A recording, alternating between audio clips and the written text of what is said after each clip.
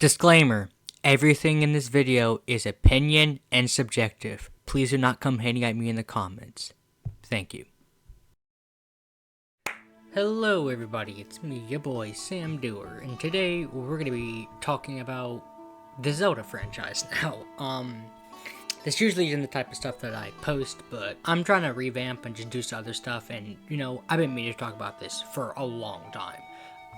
I am a huge Zelda nerd. If you ask anybody, they will tell you Zelda is like one of my biggest passions, is one of my biggest interests, and it shows. Like, I have a huge collection. To my left of my PC, I can look at the collection right now. I have a huge, massive collection. I, love the game so much. I have hinted at this and even shown it off that I like it. Some of my socials, some of the music I've used in previous videos, just everywhere you look on my stuff, you'll just see that I am a Zelda nerd. I am a huge fan. So, yeah, I love this franchise with a passion. But this is, without a doubt, one of my favorite things to talk about. And I'm so glad to share my opinions about the games with y'all. By the time I'm recording this, it's 10 days until the launch of the new game, Echoes of Wisdom. And I already pre-ordered that. I'm going to get it when it launches, and I'm going to probably play the hell out of the game and enjoy it. But for now, until that, we're just going to do a video to celebrate the launch, and we've got this right here. All 20 current games that have been released, just the mainline games, no spin-offs, no remakes, nothing like that. I would love to talk about some of the other games like Hyrule Warriors, but I don't think we can do that. So we just got the mainline games, and we're going to be talking about those. So without further ado, let's get into it. So first up, we've got Zelda II: The Adventure of Link. Now, this one's a bit of an interesting one. This one has the nickname of the black sheep of the Zelda franchise, because it is so unlike the other games that it's just its own entity by this point.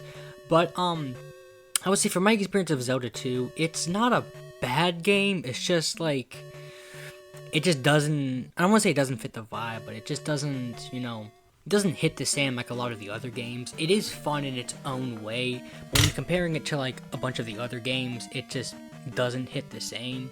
So I wouldn't say it's necessarily bad. It is a very difficult game. It is notorious to be difficult, probably the most difficult of all the games of the franchise, and that is due to the fact that it's an NES game, and NES games are notorious to be hard. They're just difficult games for some reason. But I don't think Zelda 2 is that bad, but it's not a good one either. I would say it's mediocre if you can just learn to get past how difficult it can be, and just how unassociated it is with the basic Zelda formula, which a lot of games have that idea, but this one is kind of like what people say about how Breath of the Wild and Tears of the Kingdom broke the formula. I don't think they broke the formula as much as how this game broke the formula, because it's different to the other games. But yeah, I would definitely say Adventure of Link is not a bad one. It is pretty good, so I would at least put it a C tier. I think that's a valid answer. It's not bad, but I don't think it's mediocre or as good as a lot of others. Triforce Heroes. Now, this one is also another interesting one, because this one is another one that gets a lot of flack in the Zelda community. I don't think Triforce Heroes is necessarily a bad game. I am going to automatically put it D tier, because I will admit it is probably the bottom of the barrel. I think usually everyone agrees that when ranking all 20 games, in 20th place is most likely going to be Triforce Heroes. I don't think it's necessarily bad. Multiplayer is pretty fun, but we'll get into more of these type of things when we reach the other multiplayer games. But because multiplayer is a big focus on it, it struggles with the single player department. So if you don't really have friends or any comrades or anyone to play it with, you would have to do single player, which kind of takes it down a peg, because the whole fun and enjoyment of the game comes from multiplayer, just three of you running around doing stupid stuff, yelling at each other across the room, doing all this good stuff, and that's stripped away in single player, and it actually makes the game more difficult if it's single player, because with 3 players, you can at least cooperate and try to get stuff done. But with single player, you kind of have to do everything on your own. You basically have to control 3 people at once. And at first, it's not that bad. But as you get later and later into the game, it becomes a bit more difficult. And you're just multiplayer is what makes the game fun and enjoyable, and like makes it not as like stress inducing. But anything else I would say about it is I think I like the fact that they keep the Link Between Worlds art style, and a lot of the stuff is pretty good in the game, like the whole costumes idea, but I feel like out of all the games in the franchise, this is the one that stands out the least. It's only like notoriety comes from the fact that it just is not as good. Like, nobody really likes this game, and I would have to agree. I don't think it's bad. I don't think it's the worst thing ever, but I do think it's probably like the worst Zelda game, and I would hate to admit that, but it's true. And then next up we have the Oracle games, and the reason they're paired together is because they're essentially kind of like the same game type of thing. Not exactly, they still have their differences, but it's like usually when you're ranking one, you have to rank the other, so we just put them together for these lists. The Oracle games are actually not bad. I think they're actually pretty decent. They're actually underrated. A lot of people talk about like a lot of the other games. Heck, people will talk about Triforce Heroes or Zelda II more than like the Oracle games, and I don't think that's necessarily a problem, but I think it's kind of like sad because I think the Oracle games are pretty good, especially Seasons. It's my favorite of the two. I know someone else might agree, someone might not agree, and they think Ages is better. That's your opinion. That's perfectly fine. I have no problem with that, as long as you're respectful with that. But yeah, the Oracle games, they're actually pretty fun. Like, they have like a unique like story, and they have like these unique mechanics, especially with like Seasons, because Ages kind of has like the time travel mechanic, which is kind of cool, but we've already seen that in games like, you know, Ocarina of Time and other video games. But the concept of like changing the seasons was pretty cool. We haven't really seen like a type of mechanic like that in a while. Yeah, I don't think the Oracle games are as bad. I've never fully played them. I'm going to admit that I never fully played them, but from my experiences with playing them, they are pretty fun. The dungeons are kind of enjoyable, except for inside Jabba Jabba's belly in Oracle of Ages. But like, I don't think there's much wrong with these games. The puzzles are fun, especially in like I believe Seasons is the more puzzle oriented one, and Ages is like the story and like plot driven one.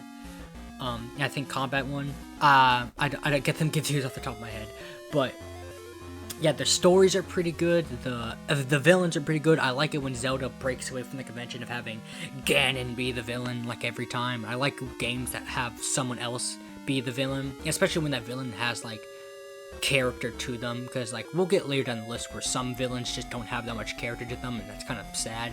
But there are a lot of games where like the villain that's not Ganondorf is really, really good, and I'll probably give like 3 good examples of something like that later.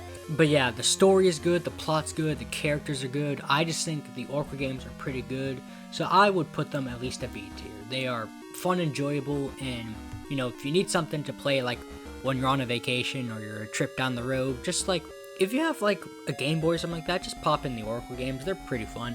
Or if you have like your Switch, just play it on the Virtual Console or something. I don't know. Next up, we have A Link Between Worlds. Now, I just finished replaying this game recently. I think about like 2 weeks ago I finished replaying it.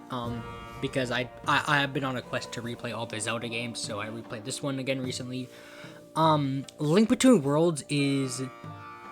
It is pretty good, I would say. I like the story. It's pretty interesting. The way that they kind of bring back like an alternate Dark World type dimension without it actually being the Dark World, because that had its own unique plot and like story for A Link to the Past. But I like how Link Between Worlds... Basically, Link Between Worlds tried to carry over a lot of stuff from Link to the Past, but still made it unique and original to its own game, where it's like, yeah, like... the world is the same, there's still like a dark world and stuff like that, and like a lot of the dungeons are similar, but I still like the fact that Link Between Worlds kind of made it unique to its own story, so it's not just like, well, kind of just feels like A Link to the Past again. No, it just feels like, alright, you played the game, kind of feels like A Link to the Past, but it's still unique enough to be like, alright, this kind of stands on its own. So I liked that concept, and I think a lot of the things about this game is pretty enjoyable. I like the art design is pretty good. I think a lot of the game mechanics are pretty good, especially like merging to the wall and like doing puzzles with that. That's pretty fun. That's such a cool mechanic, and I can't believe, like, it only took them until 2013 to think of a cool mechanic like that. Maybe they were limited by the technology of previous consoles, but that was still pretty cool game design. Like I said, the story's pretty good, the characters are pretty good. I would say the only flaw I would have with this game that I can name off the top of my head is that the difficulty is not there, really. Like, a lot of the games have, like, difficulty, like, kind of a prerequisite, like, for a game like the first two Zeldas, they're notoriously difficult games. A game like Ocarina of Time or Majora's Mask could be like just medium difficulty. They can have like a little bit of a spike, maybe a little bit of a, a spike up, a spike down, but like they have a medium difficulty where you're like, all right, it's, it's got its puzzles, it's got its concepts, but it's not like overtly hard or it's not overly easy and stuff like that. And then you got games like Twilight Princess, which is notorious for not being difficult, but it still has like its moment. Especially I think its combat. I think Twilight Princess puzzles are good, but the combat is easy. A lot of people have complained about that. Like Twilight Princess has good combat, but the but the combat is easy. So like they just don't do much with it. But we'll get more into that when we reach Twilight Princess. But A Link Between Worlds, I've noticed, is notoriously easy. I don't want to say it's the easiest of the franchise, but it is not that difficult to get through it. I remember, I think it was my third or fourth, playthrough. I basically beat it in one day. Like, I'm not even joking. I booted it up, decided to restart the game, and then I just never stopped, and I just noticed, yeah, I beat the game in one sitting. Like, it's pretty easy. Like, but I don't think, like I said, I don't think it's the easiest of the franchise. That would probably be to two others, which we'll probably get to later. But yeah, it's like my only complaint with the game. Other than that, it is really, really good. I would say one of the better 2D games of the franchise. So I definitely would say at least an A tier. It is fun, it is awesome, and it's such a good experience if you kind of want to like get into like these like 2D types of games, because the 2D games are kind of hard to get into, but like I think Link Between Worlds is one of the ones that can introduce you to it in a good way. Alright, now this is where it's gonna get interesting, because I'm gonna have to admit something here. I have never played Link's Awakening. It is one of the two Zelda games I've never played, and that is a shame, because considering how popular and how good people praise Link's Awakening, I have never played the game. I want to. I think I actually own the copy of, I think, the original Game Boy game. But I've never, like, gotten around to playing it, and I really should. But from what I do know about the game, I would say it is pretty good. I think the story is, it's alright, it's decent. The ending is notoriously just, like, talked about. And I do like the concept of the ending, where, like, you kind of have to like, make that choice, and it's like, yeah, I'm gonna have to wake up the Windfish and, destroy all of Konoha. I was about to call it Konoha. This is not Naruto. Koholint, thank you. It's Koholint Island. But I don't know too much else about the game other than, like, the notorious, like, ending and, like, a lot of other stuff, but,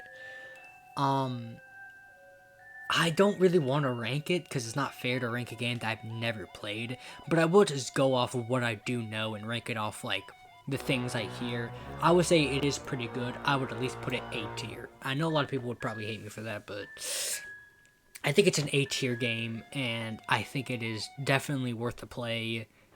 I'm saying that as if I played the game, I didn't, but I definitely want to play it myself. If I ever play it, I'll probably come back one day and, like, try to, like, give a better opinion about this, so, but for now, it's gonna stay in A tier, because I think it's an alright game. Alright, this is where we're about to get controversial for a second. Majora's Mask. There's a lot I could say about this game. I'm going to start off with, I think this game is the best of the franchise. I think it is, when ranking all 20 games, I think Majora's Mask is number one. I think it's the best game in the franchise. Now, obviously, that's a subjective opinion. People can disagree with me on that, and that is perfectly fine. I'm not going to hold it over your head and say, Majora's Mask is the best, suck on it. I'm going to say, like, I think it's the best of the franchise, but you're free to disagree with me, and we can discuss why you might think it's not the best, and why Ocarina of Time or Breath of the Wild might be, because a lot of people put those as, like, the top. But in my opinion, I think Majora's Mask is the best. I think the story is fantastic. I think the dark, creepy, and just depressing like atmosphere that it has is just so enticing to me. I think a lot of like the characters, like this is the best character-driven game in the franchise. Like no other game comes close to like character developments. I know like other games like Skyward Sword has like character interactions, and the Switch games also has like a open world where you can talk to a lot of characters, but in a game like Breath of the Wild, Tears of the Kingdom, they're not really character driven. You can talk to characters, but they don't have much to them. Besides, like, yeah, they just do this and that. But like in Majora's Mask, the characters are like the focus. Like the plot and characters come first in Majora's Mask, and Nintendo nailed it home with the game, I think. I just love this game so much. It is just like enticing. It is just so awesome to like bear witness this game for the first time. Like if you've never played the game, definitely go play it. Like it is a mesmerizing experience. But I don't think every aspect is the best, but I think like they do work with what they got. Like the dungeons are alright, the puzzles and difficulty is at a good pace, and just a lot of like the game is just like I think just fantastic. Like the music is mesmerizing. Some of the like interesting moments, like whenever like you heal one of the race's spirits, and like you have to deal with that Song of Healing cutscene, or just in other moments of the game, are just so good.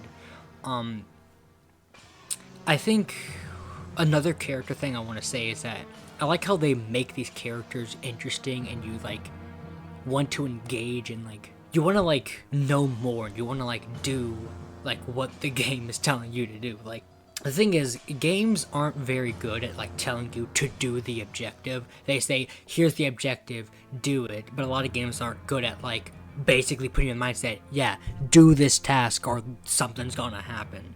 But Majora's Mask is good at that idea, because like there's the ever looming threat of the moon above you no matter where you go in the game. So you'll be in like Ikana Valley, or like you'll be in Southern Swamp, or you'll be right in the middle of Clocktown, and you'll always see the moon. It's always looming over you, telling you, you better hurry up, or else I'm gonna crash. And another one I do like is whenever you talk to certain characters, and they help push the idea of like this, not realistic, but you can feel the like emotions and like moments of like these characters. And this game is so freaking good. I could make like a whole rant about this. I've already been talking too long about this game, and this is just the bare minimum I can talk about. But the point is, Majora's Mask is a great, fantastic game. I think it's the best of the franchise, and anyone who's never played it, definitely go grab your N64, go get a copy of it. If not, pick it up on your 3DS if you want to get the remake, or just like go on the virtual console, just anywhere where you can have the ability to play the game, just go play the game. It is so freaking good. Like, I cannot recommend it enough. Oh, Breath of the Wild. Now, I love this game. I really do. It is a fantastic game. I enjoyed playing it for the first time. I remember I actively tried to avoid spoilers for like a year, because the game launched and I heard some stuff about it, but I didn't get like a Switch until like December of 2018, because we also got a Switch with Smash Brothers when that game launched. But yeah, for like a year and a half I was trying to avoid spoilers for Breath of the Wild, and then playing it that Christmas was like a mesmerizing experience. Breath of the Wild is such a fun game. Like the fact that they take like the different aspect of like a Zelda formula, where it's just like, instead of like linearity or like, you know, some linear with like open world, they just go complete open world, and I think that's very awesome. I think a lot of the mechanics are fun, like, you know, giving Link the ability to jump again, because it's been so long since we've had that. I think like paragliding is pretty fun. I think the combat is awesome. I think a lot of like the shrines and the dungeons, the Divine Beast aren't that good. I think they're some of the weaker dungeons, but they're still pretty enjoyable. At least like Vanaboris and Hyrule Castle are like the best of the game. But I think Breath of the Wild is amazing. The story is pretty good when it gets told to us. I don't think it's too bad compared to but it is still amazing. I think the atmosphere is so good, like the little like the wild atmosphere that they go for, like just this post-apocalyptic world where almost everything is just empty and it's just bare and deserted, and you can hear it in the music and the environmental sounds, and like everything is just so good about this game. And I definitely think it is one of the better games. Like, I don't think it's as good as Majora's Mask and another one on this list that we'll get to. But I think Breath of the Wild is definitely an S-tier game. Probably the third best of the franchise. I will definitely admit that. It is amazing. It's awesome. And you could spend hours upon hours in this game. I'm pretty sure... I don't even know my record right now. I'm pretty sure I have over 2,000 hours in this game. It is just awesome. I love this game with a passion. It is so good. Oh, if you want me to list a flaw about this game, Rivali sucks. That's all I gotta say. Ooh, Phantom Hourglass. We're gonna do another hot take here. Phantom Hourglass is notoriously hated. If Triforce Heroes didn't exist, definitely people would say Phantom Hourglass is like the bottom of the barrel. People do not like this game. I like Phantom Hourglass, actually. Actually, that's a bit of a stretch. I like it, but I don't think it's as bad as everyone says it is. I think it's alright. Like the touchscreen mechanics, just like with the stylus, is pretty good. Because it's a DS game. Like most Zelda games take advantage of the console that it's built on. So like obviously like the N64 games take advantage of the N64 like 3D graphics and stuff like that. The Wii games like Skyward Sword and Twilight Princess definitely take control, like they take advantage of motion control. Most, if not a lot of the games did that. So to judge like Phantom Hourglass and even Spirit Tracks for taking advantage of the DS is just like, I mean, like you obviously were gonna expect them to do it. Like there was no way like you're gonna make like a DS Zelda game and not kind of take advantage of that, which I think it actually works out for the better, because I don't think like the touch screen to walk is like the best thing ever, but it's pretty fun to do that, and especially when using items is pretty cool. Like drawing a line on the like on the map with like a boomerang is pretty cool. Doing that with the bomb chew is awesome. I think like a lot of stuff. I think the hammer is also fun when you use it. It's not as bad as everyone says it is. The story's not the best, and the villain is... Bellum is... I mean, he's a villain. He's definitely one of the weaker ones, I would definitely say that. I think, like, the Oracle games, or even, like, I don't know, like... Yeah, I would definitely say, like, Bellum's probably the weakest villain of the franchise. He's not that interesting and not that cool, except for, like, the final phase, but... I don't mind this game that much. It is pretty good. Going on the Great Sea is pretty awesome, because like some people want that Wind Waker sequel, and this is kind of it, but some people don't really like it that much. People want like a good sequel, and I admit this game is not a good sequel to Wind Waker, but it is pretty good. But if you want a hot take about this game real quick, besides the fact that I do think it's pretty good, I think this game would just be mediocre or maybe below average if it wasn't for one character.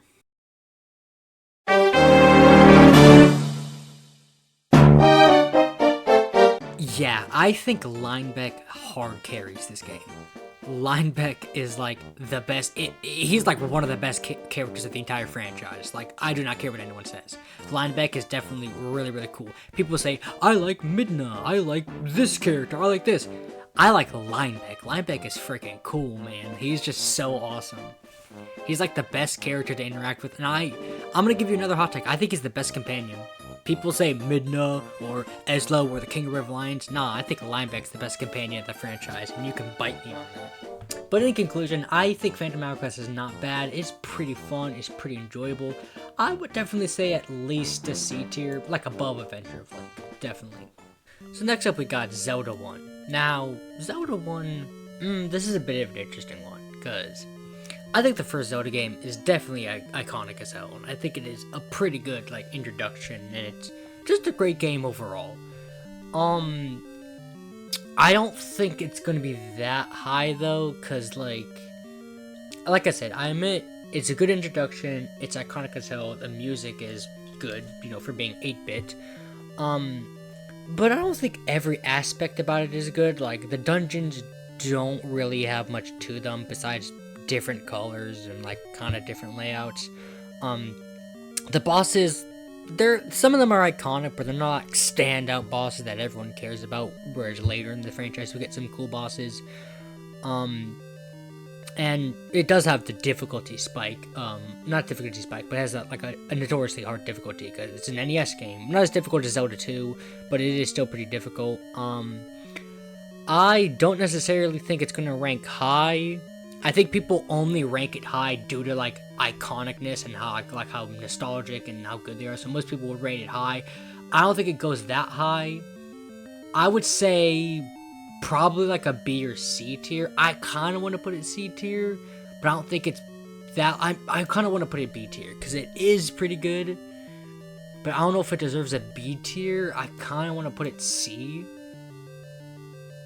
but I'll be fair and just put it B tier. But like, keep in mind it's like a low B, like borderline almost C tier, because I don't think it's as good as like the higher up games, but I do think it should be better than like Phantom Hourglass or Zelda 2. Even though I love Phantom Hourglass, I think Zelda 1 is definitely better. Okay, here we go, boys and girls. Tears of the Kingdom. This is going to be a spicy take. Now, I love Tears of the Kingdom. I was there launch day. I sat in a GameStop for 2 hours, like at 10:30 p.m., sat in line with like 17 other people outside the GameStop. We waited the 2 hours for midnight release. I got home, played it for 2 days straight because basically it was the weekend. I had no work, so I just played that game for 2 days straight. I adore this game. I think it's really, really fun. It is really, really good. The exploration is amazing. The openness, like some people say, like Breath of the Wild kind of still feels restricted in some areas, where Tears of the Kingdom just feels way more open, so you don't feel as restricted as Breath of the Wild makes you. I love this game. The characters are good. The dungeons are fantastic. I love this game so much. The only thing I'm going to say, I don't think it's as good as Breath of the Wild. I can hear the comments now. Yes, I love Tears of the Kingdom. I really, really do love it. I don't think it's as good as Breath of the Wild, though. I feel like Breath of the Wild still is, like, a better game overall. Whereas Tears of the Kingdom does have, like, really good benefits. Like, the characters are really, really good, and the story's not that good. But, like, I think the dungeons are really, really interesting. The characters are awesome. The openness and non-restrictedness that it gives you. Some of the enemies are really, really good. There's a lot of good things about Tears of the Kingdom. I don't think it's as good as Breath of the Wild, so I'm going to put it like an A tier. It could be S tier if they fixed a lot of the problems that people have been having with the games, because, like, the story is kind of out of order, and it's kind of dumb sometimes, and I feel like they could have just done a little more explorations, like make the skies a bit more interesting, make the depths not just the entire map filled with nothing except for like in a couple spots. I wish they did more with a lot of the game, even though it was really, really good, and I really liked a lot of the stuff. I felt like it felt like it's like the classic cliche of just like they added a lot of stuff, but they took some good benefits out from Breath of the Wild. So it's like it's an improvement to Breath of the Wild, but at the same time it's also not an improvement to Breath of the Wild. So I feel like if they kept a lot of aspects about Breath of the Wild into this, it would have been like one of the best games of all time. I think it definitely would be like a higher up than Breath of the Wild, maybe better than maybe Majora's Mask or like a lot of these other games. But they didn't keep a lot of the elements from Breath of the Wild into Tears of the Kingdom, and that kind of takes it down a peg. So it's really, really fun. I once again put thousands of hours into this game. I love it. I mean, but kind of feels like they kind of just didn't approach it the right way, even though it was like it was in development for like 6 years, I think. Because when did they announce it? They announced it in 2019. So yeah, I would say about 6 years, because I'll say like about 2018 they probably started to try to work on the project, then announced it in 2019. But they had years to make this really good, and I'll admit probably COVID did kind of screw them over, but I kind of really wish this was way better than it was. I still love it. It's an amazing game. I love playing it, but I kind of wish they did more with it and did a better job. So, but I still love the game. It is still fantastic as hell. Ooh, Minish Cap. Now this is another interesting one. This is where another hot take of mine is gonna pop up in here. So I've already addressed this at the start of the video that everything is just my opinion. It's all subjective. You don't have to agree with me, just as long as you understand my takes. A lot of people like A Link to the Past. They like A Link Between Worlds. They like Link's Awakening. Heck, they might like the DS games or whatever like that. My opinion is that I think Minish Cap is the best 2D game. So I'm going to preemptively, and then give my explanation, I'm going to preemptively put Minish Cap right here above Link Between Worlds. I think it's not as good as Tears of the Kingdom, but I love Minish Cap. Once again, I've been on a journey to replay all the games, and I just finished playing Minish Cap as well, so this game is really, really fun. I'm going to admit that. This game is awesome to play through. I think the story is really good. Even though it's a short game, you can probably get it done in a couple of hours. It's kind of like how the Link Between Worlds thing is, where like you can just get it done in one sitting if you're dedicated enough. All games are like that, but like I feel like Minish Cap is like, it's a shorter game, so you could definitely get it done in, I would definitely say like probably like 4 or 5 hours. You could probably get the game done, maybe less if you're pretty good. But yeah, it's a short game, but I think the story's pretty good. Not the open atmosphere, but like the world that they put you in is interesting. I like Hyrule Castle Town is pretty good. You know, like Minish Village is a nice place, and like the music of the game is really, really good in it. And like for a Game Boy Advance game, Game Boy Advance games have a good soundtrack and iconic soundtracks, because like each console has like a unique sound that like when you hear it, you're like, yeah, that's definitely this console game. So it's like when you hear the soundtrack of Minish Cap, you're like, that's a Game Boy Advance game, because it has such a unique type of sound to it. But Minish Cap is really, really good with this music and the areas that it does. Like I said, Hyrule Castle Town is good, Minish Village is good, even some of the dungeons themes are pretty good, like Palace of Winds and Temple of Droplets are some of the best dungeon themes in the franchise. Even like other like ones to feel like ambiance is like Cave of Flames is good with its ambiance music. Castor Wilds is pretty good with its ambience. But I really, really like this game. It is very, very just fun to play. I love it so much.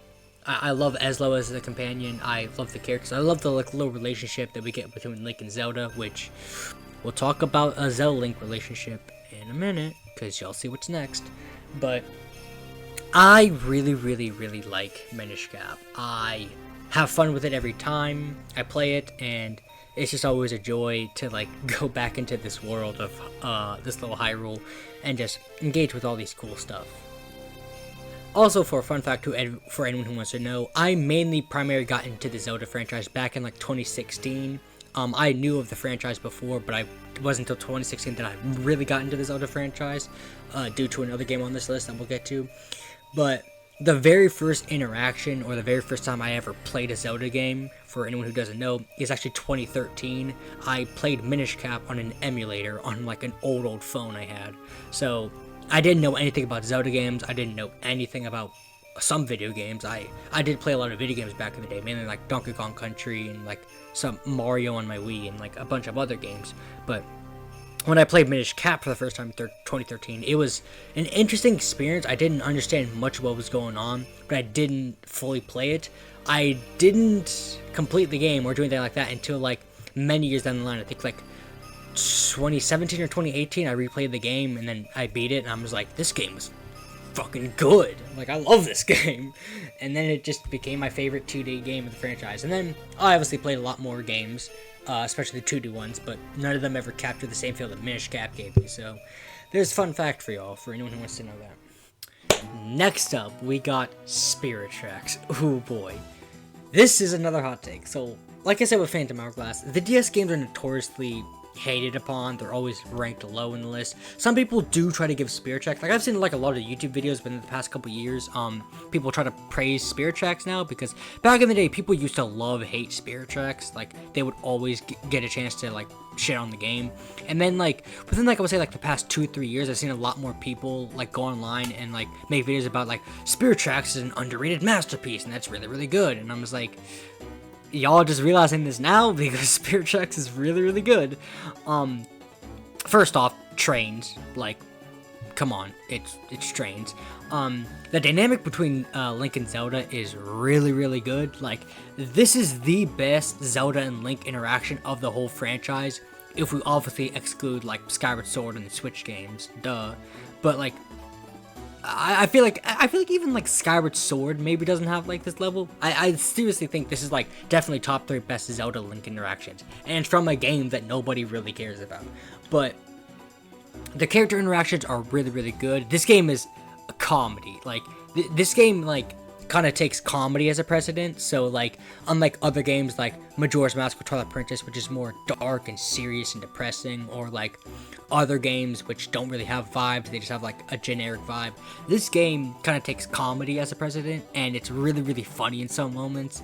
Like the scene after the Tower of Spirits where what's his name, the Burn, his name is Burn, the scene where Burn like walks out of the Towers of Spirits and like Link and Zelda have like that little funny moment.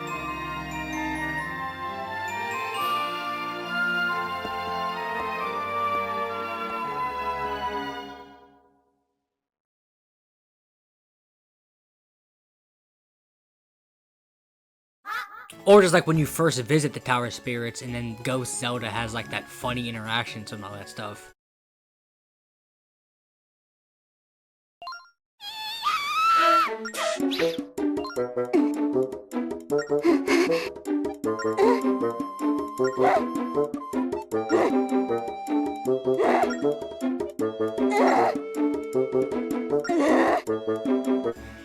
I just really like the tone of this game. It is very funny. There are multiple times when I played it, I was just dying out laughing because this game is just so good. And then riding around on a train to like the fantastic track that you're hearing right now in the background is just amazing. Like, I love this game so much. It's definitely not as good as a lot of other games, but I really, really like it. I'm gonna give y'all a hot take, and I think Spirit Tracks is really fucking good. I would say it's at least a high B tier. I'm just gonna say that. It is very, very good. Like, I love this game with a passion. It is so fun, and just, there's so much more I could say about it, but I just kind of want to leave it to that, because it is just, it's such a good game. So next up, we have Four Swords, and if y'all remember earlier what I said about Link's Awakening, this is the other game I have not played, because to play this game, you need to have like a link cable between 4 GBAs, so you need 4 people to play with. I don't have 4 GBAs, I don't have 4 friends who are physically here with me, and I don't have 4 copies of Four Swords. So you can understand that this game is a requirement. Like, unlike Four Swords Adventure, which we'll get to later, and Triforce Heroes, where like, oh, you could probably just do a solo option, or, whatever. Four Swords require that you have 4 people to play, or at least 2 people to play. And since I don't have that, I basically have never played this game. Because if you don't have anyone to literally play with you, you can never play this game. Like, at all. Unless you probably go online and find like ROM hacks or something like that, because I've heard from a guy before that you can play online with like people through like emulations and like hacks and stuff, but I never really wanted to try that. In fact, the guy I talked to, he never got back to me from like a year and a half ago. A year and a half ago, he just DMs me saying, hey, do you want to play with me and my buddies some Four Swords? I'm like, yes, sir. Here I am a year and a half later, and he still has not contacted me back to play Four Swords, so still waiting on that, sir. But other than that, I've never played this game, so I'm not going to give an opinion on it. But I don't want to rank it in case I say like, oh, I think it's a C tier, and then someone says, but Four Swords good, and I want to be like, all right, it's a B tier, and people are like, oh, you think it's better than Phantom Hourglass? Like, I don't want an opinion on it. So what we're gonna do is just gonna create like a separate tier, and we'll just put it there.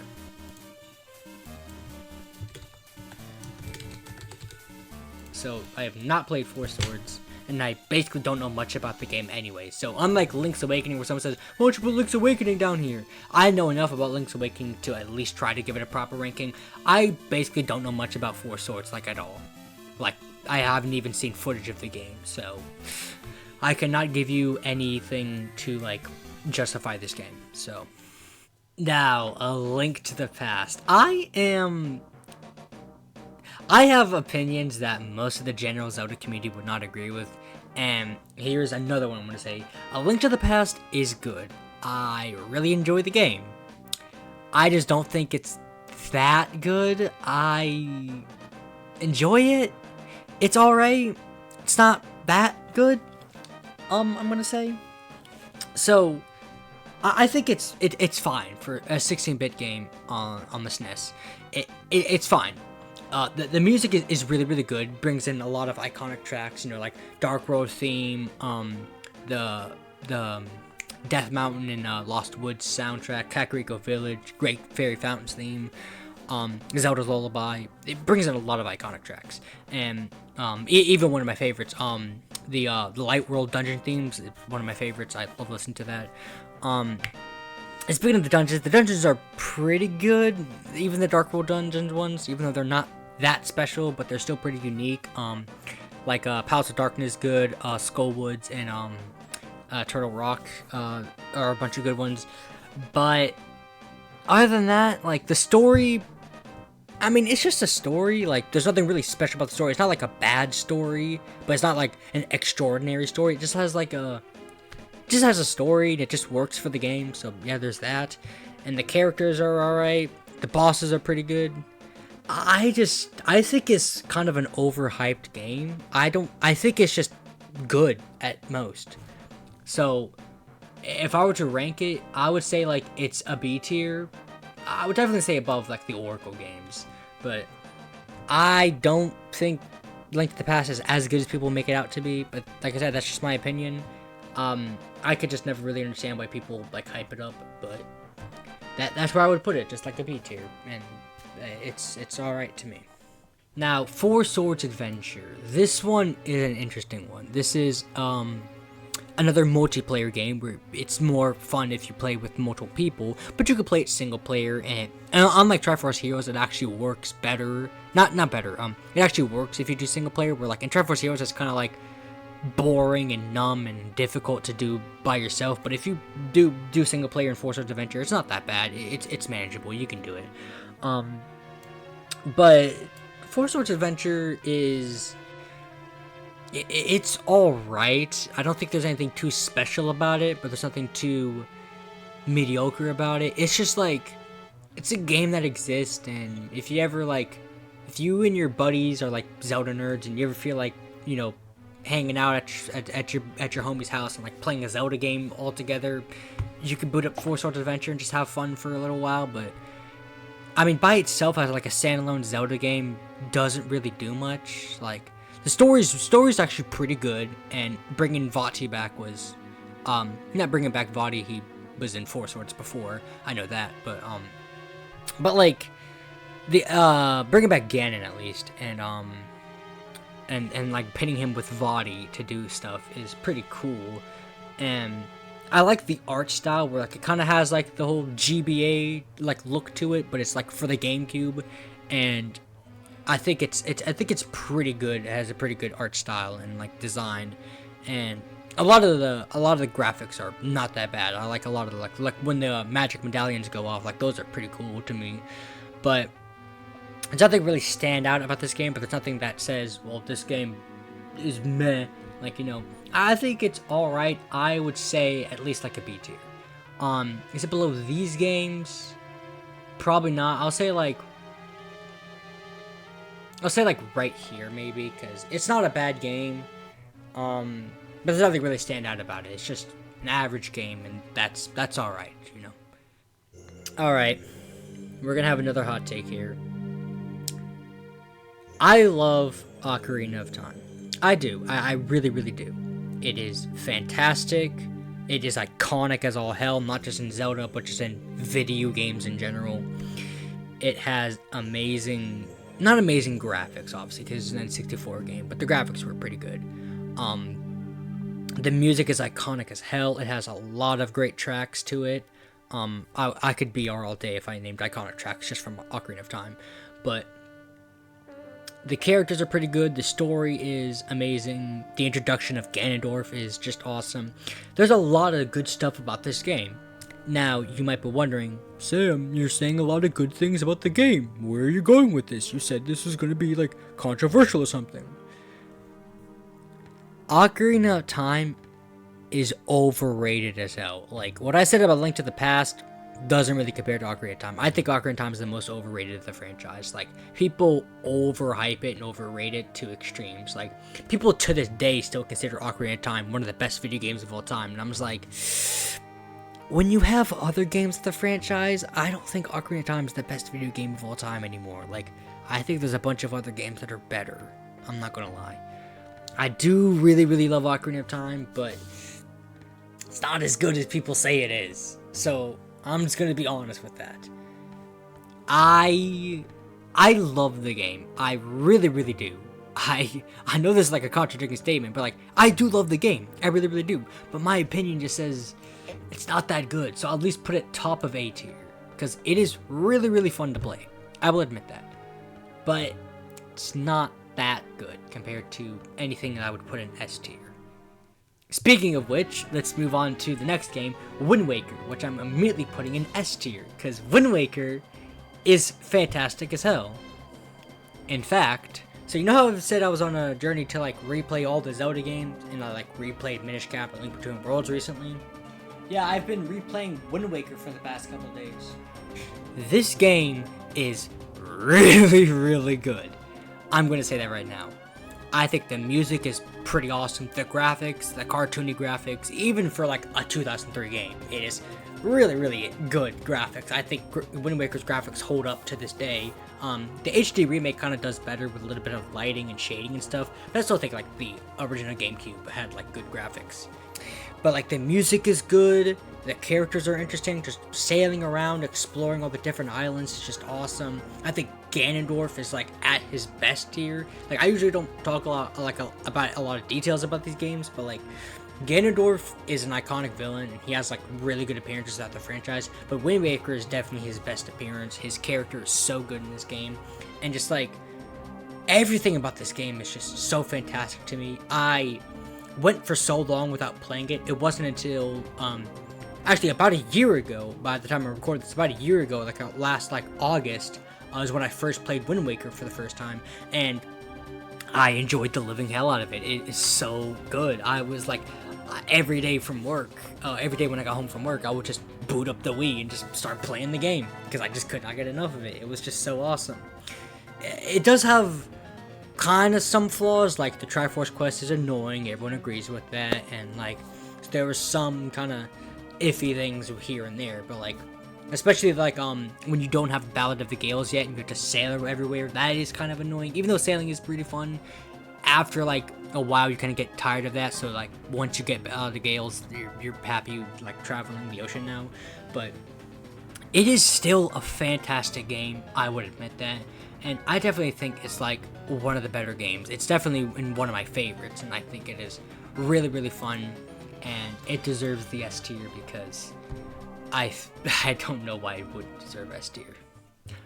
Ooh, alright. So I didn't plan for this because the tier list kind of was just randomized when I first clicked it, but we're getting like back-to-back hot takes here. So, hot take.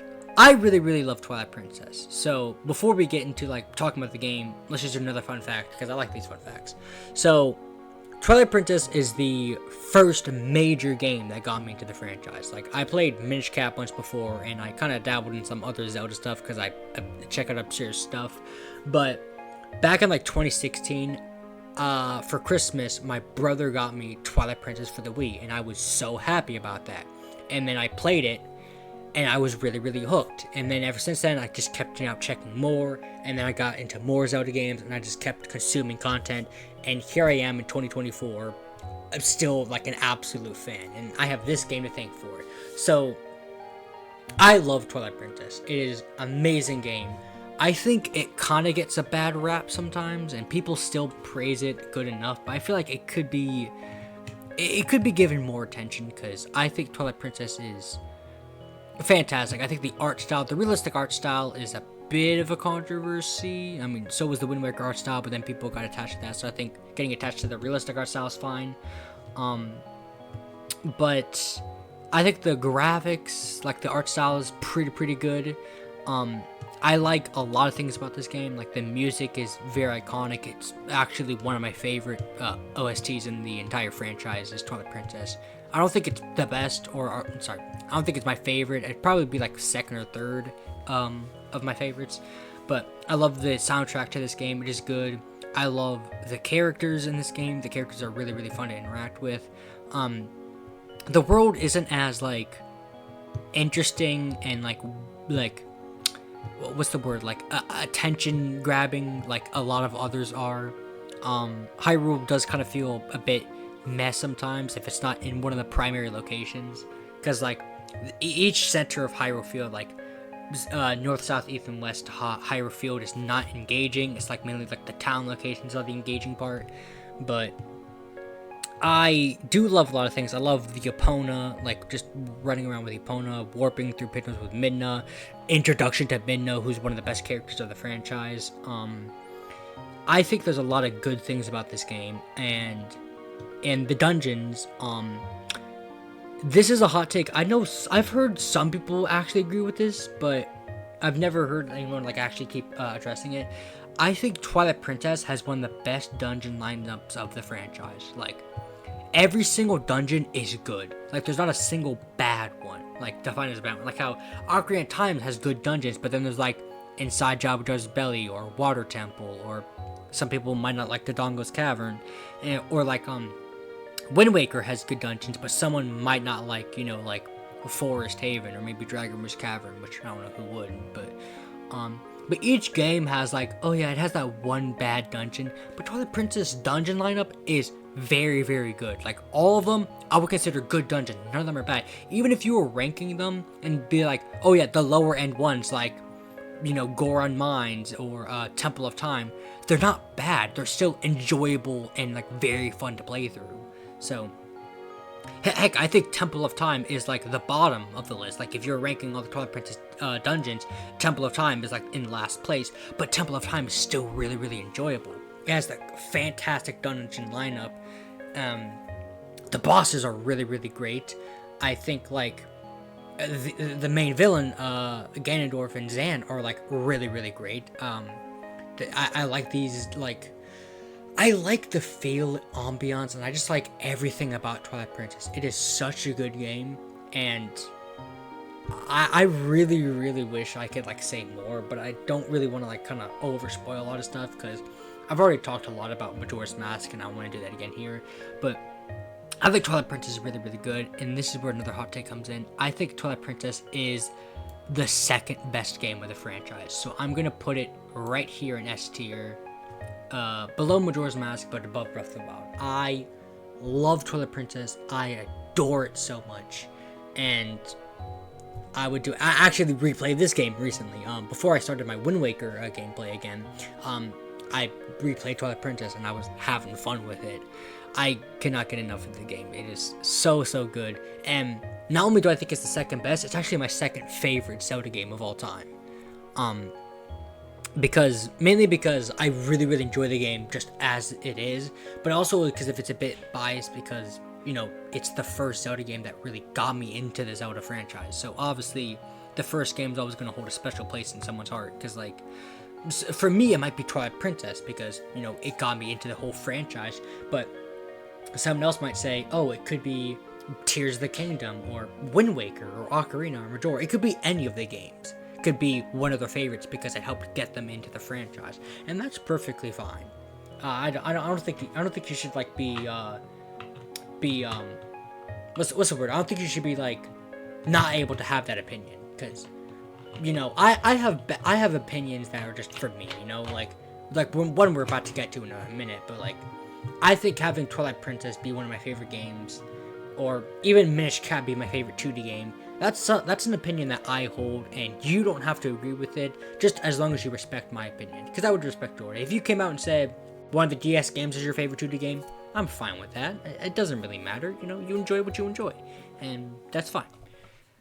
So speaking of which, let's now move on to not only my favorite Zelda game, but my favorite game of all time, Skyward Sword. I'm gonna try not to be biased here, because I love Skyward Sword with a passion. I absorb the information, like, all the time. It is one of the best games I have ever played. Doesn't mean it's good. I acknowledge that Skyward Sword does have flaws. Which I tell people all the time, which people don't understand, that just because I acknowledge its flaws does not mean, like, oh, it should be lower on my list, because, like, I can still enjoy a game and, like, acknowledge that it's not good. I mean, people like bad things all the time. I mean, hey, people listen to Billie Eilish, don't they? I want people to know that that was a joke, because I already know the comments are going to be mad at me for saying that. It's just a joke, y'all. It's just a joke. But yeah, I love Skyward Sword so much. The soundtrack is definitely my favorite of the franchise. Or, I mean, it might be one of the other games. I still have to, like, figure it out. But I love the Skyward Sword soundtrack. It is really good to me. I love the dungeons are pretty good. Like, the art style is amazing. The main villain of Girahim, and not Ganondorf this time, but Ganondorf's ancestor, you know, the root of all evil, of the curses, Demise, is pretty cool. I like the Zelda-Link relationship that we have in here. Groose is an amazing character. I definitely think he's definitely, like, one of the best characters, because, like, if you'd ask me who do I think is the 3 best characters of the entire franchise, that's not the main trio, I would definitely say Groose, Midna, and Linebeck are, like, my favorite, like, my 3 favorite characters of the whole franchise. They're cool. I think there's a lot of cool aspects of this game, like, riding around on Loftwing in the sky is pretty awesome. Visiting all the islands in the sky is pretty cool. Better than what Tears of the Kingdom gave us. Each location on the surface, you know, of, like, Faron Woods, you know, Elden Volcano, Lanayru Desert, they're all pretty cool, iconic. In fact, Lanayru's my favorite of the 3. I think it's the best. Like, the desert is cool, the sand sea is cool, the sand ship is awesome. It also has the best mini-boss, which is Skirvo, because he's awesome. I'm actually going to show you on screen that I actually have a Skirvo figure, and that is really awesome. Skirvo is one of my favorite mini-bosses of the entire franchise, so that's cool, by the way. But I think there's a lot of cool things about this game, and I like the distinctness that it has in, like, each of these areas, and, like, some other cool things that it has. It's just so awesome. In fact, like I already said earlier, that the music is one of my favorite, but, like, this game has a lot of soundtracks that I really love. Like, obviously, like, Ballad of the Goddess, the Lanayru Mining Facility theme, which is a random pick, but I love that one. Obviously, Earth Temple, you know, like, Groose's theme. There's a lot of iconic ones, and another one that I really like is Fi's theme. I love Fi. She is actually my favorite character of the franchise. That is probably something you've never heard from someone, and you probably will not hear something like that in a long time. But if you were to ask me, my favorite character is Fi. Like, I love a lot of characters. You know, I like Midna, I like Linebeck, I like Groose, I like Riju and Urbosa, I like a lot of characters, but my favorite character is Fi. You could actually not ask me why, because I can't really give an answer. It's just, I don't know why, I just really do find Fi as an interesting character. Like, this robotic entity that exists inside the Master Sword, that by the end of the story kind of starts feeling human emotions, which I find interesting. But we'll get more into that in a minute. I just think Fi is just a really interesting character. People, like, make fun of her all the time because of the whole, like, Navi treatment again, but I don't think Fi is that bad of a character. I really enjoyed her, and I loved whenever she would pop up, and I loved, like, the robotic, like, little voice that they gave her every time she spake, kind of like what they did with Midna with, like, the broken English. I kind of like the little thingy that they did with her voice, which is pretty cool. And her text box dialogue is pretty cool. I like the little text box design. But yeah, Fi was just always an interesting character to me. I always liked her so much. And fun fact, every time I play a Zelda game with the Master Sword in it, and Link picks up the Master Sword, the first words I will say after the sword's been picked up is, "Hello, Fi." Like, I don't know why, it's a tradition that I do now, because ever since I found out that Fi inhabits the Master Sword, I just have a habit to always saying hi to her every time I pick up the Master Sword, so I don't know why, I just find it interesting. But another thing I want to point out is that this game, especially the ending cutscene where Fi has to sleep within the Master Sword forever, is actually a very, like, important, like, cutscene to me, because it's actually the first time that I ever felt emotion and actually cried to a video game. I never felt emotion like that before, because, like, video games that I would play would be like Super Mario Brothers Wii or Donkey Kong Country on my Game Boy Advances or just whatever. But then, like, I never played a game with, like, a story and, like, certain, like, aspects that Skyward Sword has. And, like, when I played it for the first time and I got to the ending, it was just a mesmerizing experience. I never experienced anything like it since, really. I enjoy the game so much, and it is just always going to hold a special place in my heart. Like, everyone has their favorite things for a reason, because it's called favorite. It's meant to be personal for you as the individual. And Skyward Sword, for me, is my favorite video game of all time because it holds a special connection to me and to me only. So, whether people say Skyward Sword sucks, it has flaws, it's this and that, blah blah blah blah blah blah blah blah blah, you're not going to convince me otherwise. Skyward Sword will always be my favorite game of all time. Nothing has ever come close to the level of Skyward Sword, in my opinion. So, I'm not going to rate it highly, obviously. I'm not going to be like S tier, but, like, I'm going to be fair in the ranking. I would say at least an A tier, like right here. I'll put it right here, because I enjoy it more than these other games. But I have a deep connection with this game, so I kind of want to put it S tier. And you know what? I will. You know what? Why not? This is my list. I'm going to put it S tier because I really like this game. It is special to me, is important to me, and I like a lot of the things that it presents to us. So, that's just my opinion. And there we have it, ladies and gentlemen. That is my tier list of all 20 Zelda games in preparation for Echoes of Wisdom coming out in 10 days.